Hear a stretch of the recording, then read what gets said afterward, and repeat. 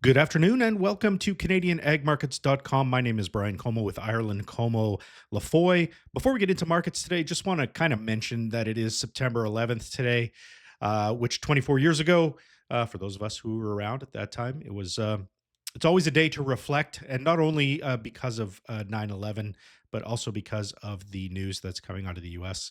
around the assassination of Charlie Kirk. So today is just a day to reflect and to think about those who are no longer with us. So, with that said, we'll get into what is happening in the agriculture markets today. We saw green across the board today, pretty much. We saw canola up $3.60 to 631.70. Minneapolis was up 2 cents at 571 and a half. Kansas up 3 cents at 510. That's Kansas wheat up to $5.10 a bushel. Chicago wheat up 6.5 cents today at 521 and a half. Soybeans up 8.25 today at 1033.50. Soybean oil up 59 points to 51.60 per pound. Corn was up 2.75 cents today, 419.75 is where that closed off. The Canadian dollar gained about 15 points today at 72.28. Live cattle up $1.12 and a half at 232.27 is where that closed. Feeder cattle up a buck 95 at 352.35. All right, let's get in. We're going to talk a little bit about the headwinds and the climb that canola still needs to do here. We have seen some good action over the last week, let's call it, where we saw the touch of the bottoming action. I get maybe I shouldn't use the word bottoming action, but we saw a test of support at the downward channel, and we've seen a rise in values, kind of a grind higher in values over the last week or so. We're kind of putting in a little bit of a short-term trend line here. There's obviously lots of obstacles in the way here of a canola rally outright. One of those would be, the previous low that was established in early October when China imposed the tariffs. And just above that is the 20-day moving average, which is declining. As you can see, canola has had trouble maintaining any kind of trade over the 20-day moving average for very long. And then we've got some incremental support as well. We are kind of looking at this as a possibility to rally here into the 635, maybe even into the 645 range. So call that an average of 640. So that's kind of, no market goes in one direction all the time. We do see these bounces. At this point, it does look like a dead cat bounce. So if you do need to put some sales in the short term, you may get a few more dollars out of this rally yet.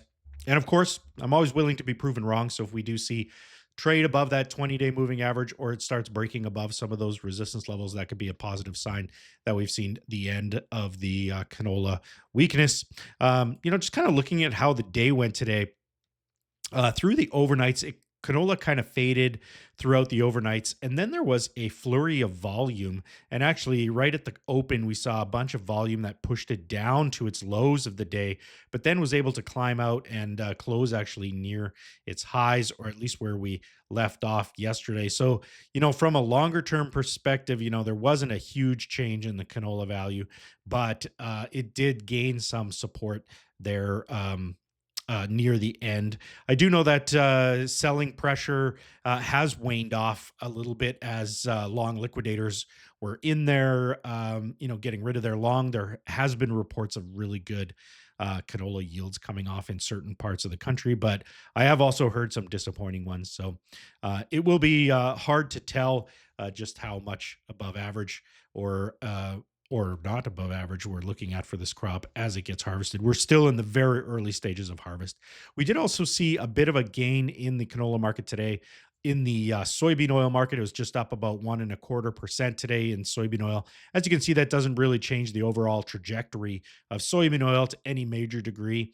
But over the last couple of days, we have been seeing some headlines about um, the biofuel exemptions not necessarily having to be put back onto large refiners. But the White House is now reviewing the EPA plan for large refiners to cover 50% or so of the waived biofuel from the smaller refiners. So it's kind of an ebb and flow as far as biofuel policy right now, which is creating some volatility in the vegetable oil space and also affecting canola. Now, if we look at crush margins, they are still very, very good here. This continues to incentivize the crush of canola. Of course, the crush margins that we're looking at now are for business moved out further down the calendar, maybe December, maybe January forward. The nearby crush business should be locked up and completed already. So this is more of a forward-looking thing, but that tends to be why we see some of these seasonal bottoms anyway as we move through the month of September here in canola. So just something to keep an eye on. We like the look of these board crush margins. It's always good when everybody in the industry is making money. It puts grease into the system and helps everybody out overall. All right, let's get into the wheat markets today. We saw some interesting trade in the wheat markets where, here's December CBOT wheat.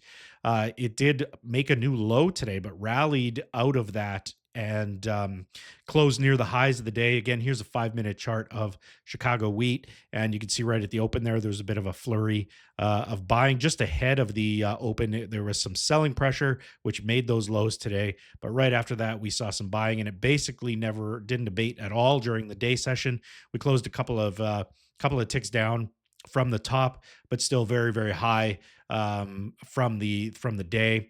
So overall, I don't think this changed the outlook in the chart, at least at this point. As you can see, these wheat charts, including here's the hard red winter charts, very neutral looking in the last few days. Here's spring wheat as well, looking very, very neutral. This is largely, I think, because the USDA report is out due tomorrow. So once we move into the row crops as well, you'll see a very similar pattern where we're seeing some very neutral trade here. One of the things I do like is the 20-day moving average is coming up and is going to cross over, this 50-day moving average. I think that's a positive sign for this corn market if that technical signal comes to fruition. But tomorrow is USDA day, and that always can throw some wrenches into the plans. The yield expectations for corn are 186.2. That's down from the August estimate of 188.8. I think most are expecting a decline in the yield expectations here, but there is some, and I think I've mentioned S&P Global in previous videos. They actually have a number into the 189s. So there are some big analytics firms that are expecting larger yields than what the USDA reported last time. So that's something to keep in mind as well. It's not a foregone conclusion necessarily that the yields will go down, but I think the majority of the market feels that it will. That reduction in production, that expectation should bring production down to 16.5 billion bushels, or just a little bit over that. That's down from 16 and almost 3/4 million from last month. Ending stocks are expected to decline as well, but not necessarily as aggressively, which means there could be some adjustments to demand as well. So still expecting over 2 billion bushels of ending stocks as we come out of this report. That's still relatively high from a fundamental standpoint. Last month, we did see a 2.1 or a 2.12 billion bushel carryout. So it is a little bit of an adjustment down. World ending stocks are also expected to fall here in corn to 281.5 million tons from 282.5 million last month. So a million tons reduction is expected in world ending stocks in corn. Beans, we're also expecting some reductions in yield expectations and production. Primarily, though, it's a lot smaller of reductions expected. We have the expectations at 53.3 bushels per acre for yield. That's versus 53.6 last month. Production is expected to go down to 4.271. That's versus 4.292 last month. So very small reductions here in the U.S. Soybean production. Ending stocks are also expected to fall, but again, not by very much, about 2 million bushels to 288 million ending stocks. That's pretty low. That's pretty tight, or at least overall from a historical standpoint, that's pretty pretty tight.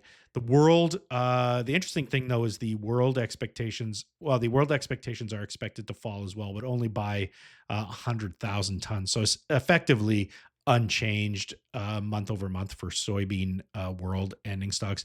Of course, world ending stocks are important at this point in time because China is sourcing a lot of their soybeans from non-U.S.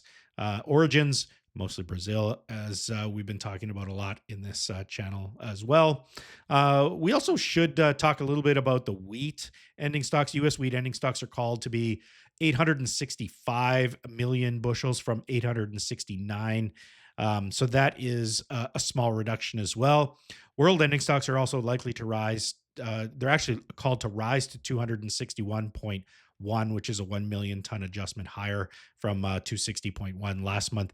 I think there's a lot of news headlines recently that have come out about analysts' expectations for the Russian crop to grow. So we are expecting Russian some Russian adjustments in production, but they also have been adjusting exports higher, which is kind of what's putting some of the pressure in the markets right now as more and more wheat floods into the market during this harvest period. Quickly about the Canadian dollar, we did see a new low in the Canadian dollar today, although it did close higher. We did put together a video yesterday that detailed a lot of our expectations for the Canadian dollar, as well as some analysis on a video that I watched about some other expectations that was posted on the Financial Post website. So if you want to know more about currencies and Canadian dollar, you can look back in our library and check out that video as well. Also, don't forget to subscribe to our premium content. You can get that at canadianagmarkets.com/subscribe. We will have our reaction to the USDA numbers out to our premium subscribers. So if that's something that interests you, click on that. We'll also have that link in the description, and you can subscribe there and get our analysis. All right, that is all we have for you today. Thank you for joining us. We will see you again tomorrow.